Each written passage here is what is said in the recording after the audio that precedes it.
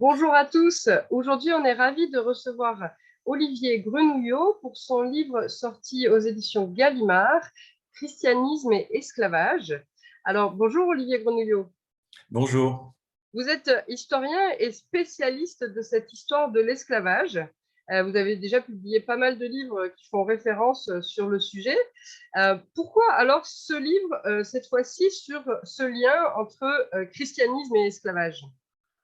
Quand on étudie un peu la question, on s'aperçoit elle est parcourue par des jugements finalement très tranchés sur la question et souvent étayés par de petites phrases, extraits de textes, eux-mêmes décontextualisés. D'où le fait que finalement d'une histoire de ces liens entre christianisme et esclavage assez manichéenne, avec, je dirais, deux grosses approches.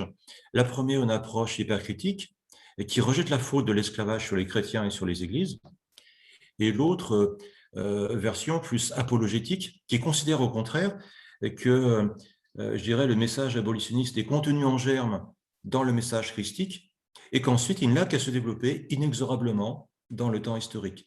Et donc, il me semble qu'il fallait dépasser ce manichéisme.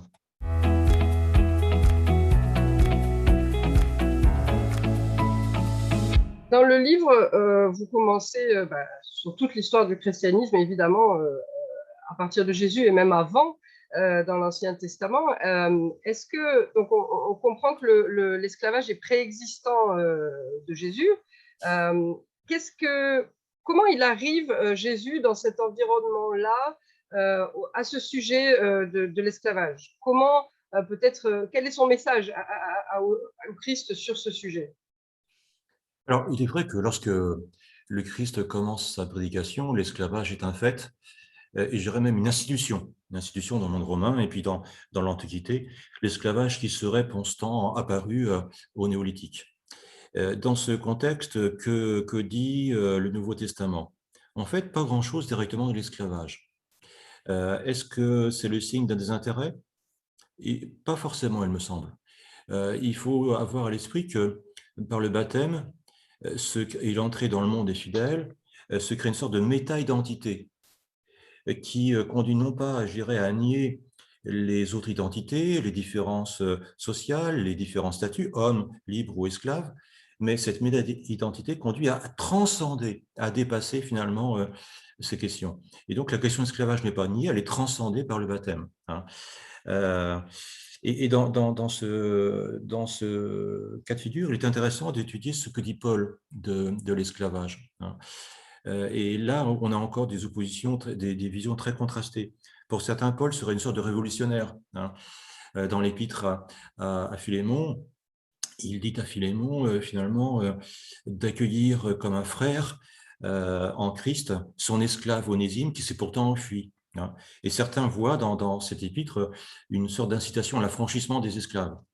Dans l'épître aux Galates, Paul dit aussi qu'il n'y a ni maître, ni homme libre ni esclave, ni homme ni femme, ni juif ni grec. Oui, le Hein. passage le plus utilisé peut-être pour parler de ça, hein, ouais.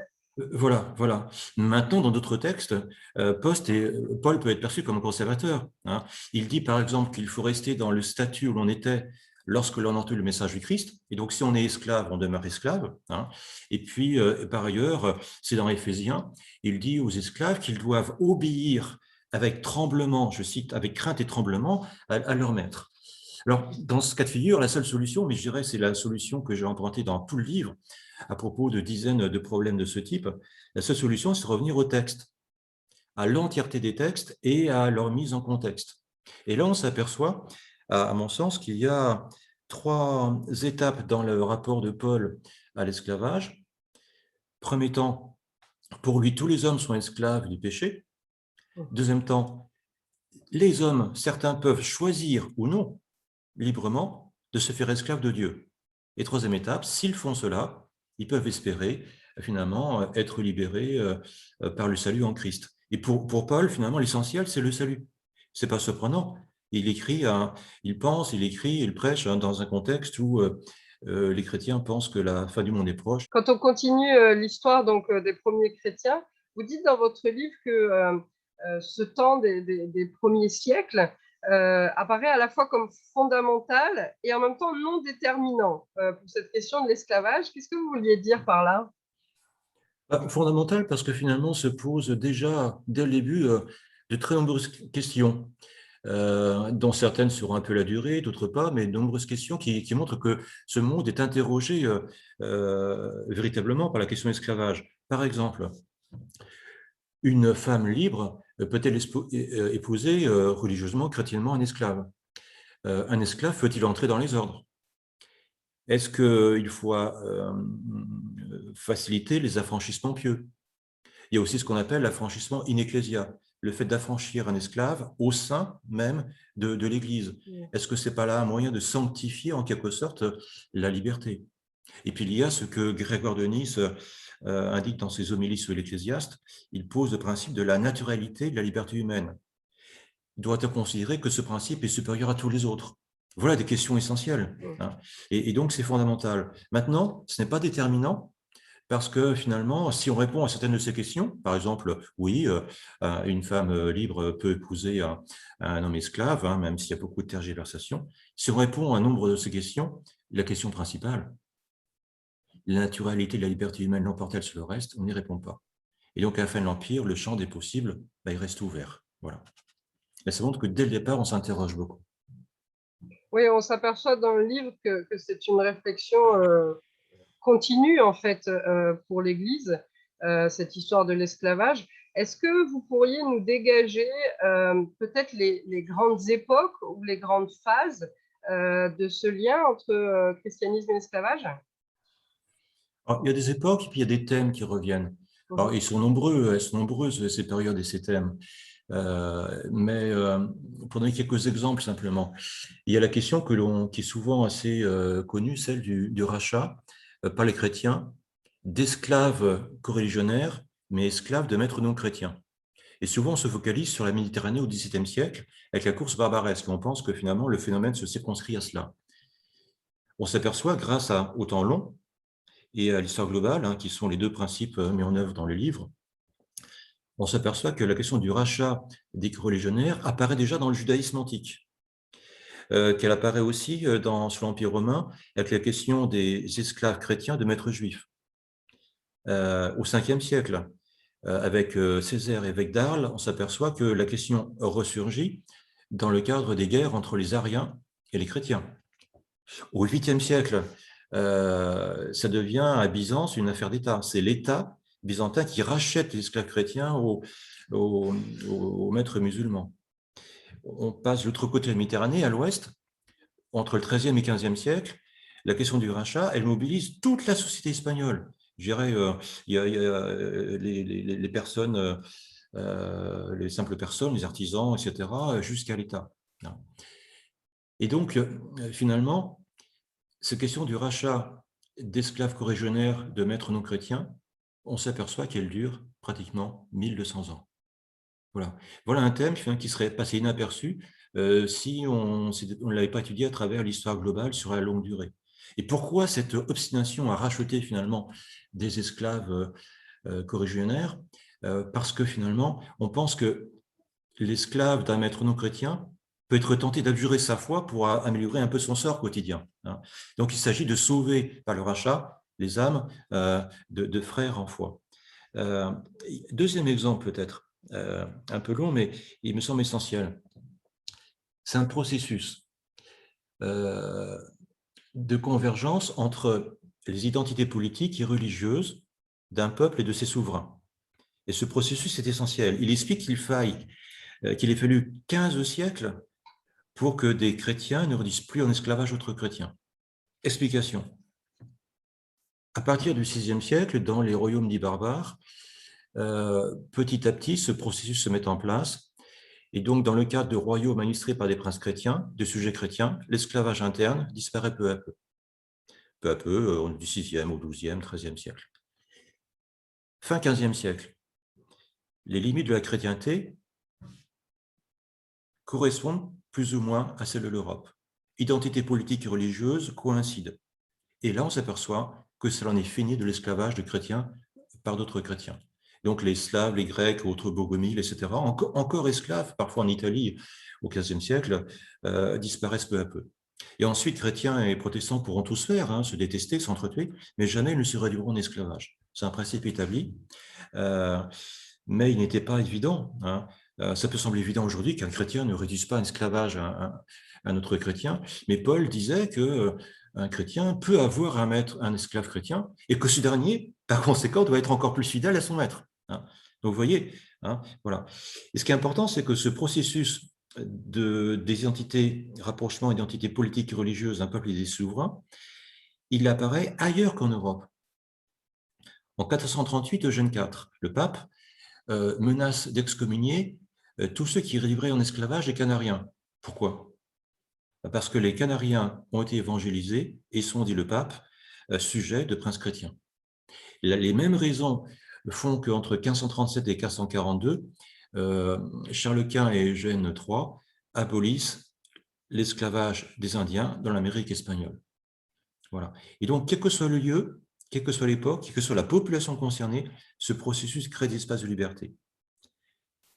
Dans ce processus, seuls les esclaves venant d'Afrique subsaharienne, finalement, ne sont pas concernés, parce qu'ils sont conçus comme ressortissant initialement de princes non chrétiens, et qu'on les considère aux Amériques non pas comme une population, comme des sujets, mais comme des esclaves, comme des individus esclaves de maîtres particuliers. Et donc, il faudra longtemps, trop longtemps, pour que ces esclaves-là soient aussi affranchis, même si, on l'oublie souvent, en 1685, la couronne espagnole se pose la question de l'abolition effective de l'esclavage africain aux Amériques. Et à l'époque, le nonce apostolique, l'Inquisition, la Congrégation pour la propagation de la foi sont d'accord. Et c'est le roi Charles III qui refuse parce qu'il prend l'avis du Conseil des Indes. Alors, est-ce qu'on doit comprendre que l'Église a fait longtemps une différence entre un esclavage domestique ou entre chrétiens, et puis cet esclavage que vous appelez de l'ailleurs, cet esclavage lointain avec des peuplades qui ne ressemblent pas? Alors pour l'Église, je dirais non, hein, comme je viens de le montrer de suite. Ce qui est important, c'est ce rapprochement entre ces identités politiques et religieuses d'un peuple et de ses souverains. Il faut donc 15 siècles, par exemple, 15 siècles pour qu'un chrétien ne réagisse plus en esclavage un chrétien. Il faut un demi-siècle simplement pour que les Indiens d'Amérique espagnole ne soient plus esclaves en droit. Ça n'empêche pas ensuite que continuent de nombreux sévices, etc., mais ils sont plus esclaves en droit dans l'Amérique espagnole. Donc finalement, c'est ce processus-là qui est essentiel. Et cela montre aussi une autre chose essentielle, c'est que les papes, les églises, les fidèles peuvent dire et faire ce qu'ils veulent, mais au final, qui décide de l'abolition effective de l'esclavage? Ce sont les États. Voilà. D'où l'importance de ce processus, hein, de rapprochement des deux identités. C'est lorsque ce processus fonctionne que des avancées sont faites en matière d'abolition. Alors, on fait cette vidéo dans le cadre du site Regard Protestant. Et évidemment, cette question de peut-être la place de la réforme ou de la place des protestants dans cette histoire esclavage-christianisme nous intéresse. Quelle est cette place justement de la réforme au fil de cette histoire? Est-ce que ça va changer les choses fondamentalement ou bien pas tellement? Ce n'est pas un sujet qui intéresse tellement les protestants au début et puis dans les siècles qui suivent? Oui et non. Oui et non. Je dirais que souvent, on pense que les protestants ont été pionniers en matière d'abolitionnisme et qu'ils l'ont été pratiquement en continuité, du début jusqu'à la fin. Et ça, c'est pas tout à fait exact. C'est pas tout à fait exact. Il a même initialement, je dirais, un retard protestant en matière d'abolition. Hein. À quoi est-il dû? Est-ce à cause, je dirais, de questions dogmatiques? Quand on lit Luther et Calvin, je dirais non, hein. Luther et Calvin, les pères de la Réforme, se désintéressent en fait de l'esclavage colonial américain. Par contre, ils légitiment, Luther surtout, la question finalement des statuts sur Terre. Hein, on est dépendant sur Terre, on doit le rester, on ne doit pas contester cela. Et je dirais que des maîtres esclavagistes pourraient trouver, s'ils le souhaitaient, des arguments favorables à l'esclavage chez Luther. Mais Luther et Calvin ne parlent pas véritablement de l'esclavage colonial. Donc, quelle autre raison invoquer?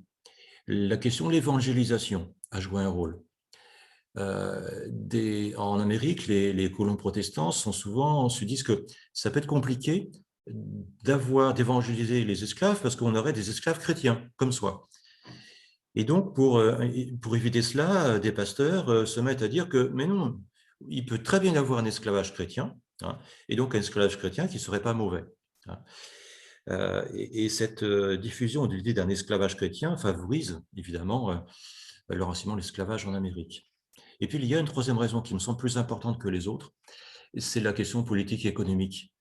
Quand émergent les puissances protestantes, l'Angleterre et les Provinces-Unies, c'est l'époque d'un combat contre les puissances catholiques, la France et surtout l'Espagne.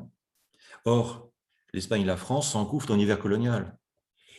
Et les protestants, pour leur faire concurrence et pour s'affranchir, s'engouffrent aussi dans l'espace colonial.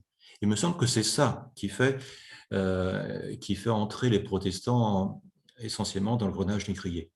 Et la traite atlantique commence avec les catholiques, espagnols, portugais, au XVIe et XVIIe siècle, au XVe et XVIe siècle, pardon, mais elle se développe vraiment et atteint son apogée avec les protestants, les Néerlandais au XVIIe, les Anglais au XVIIIe siècle.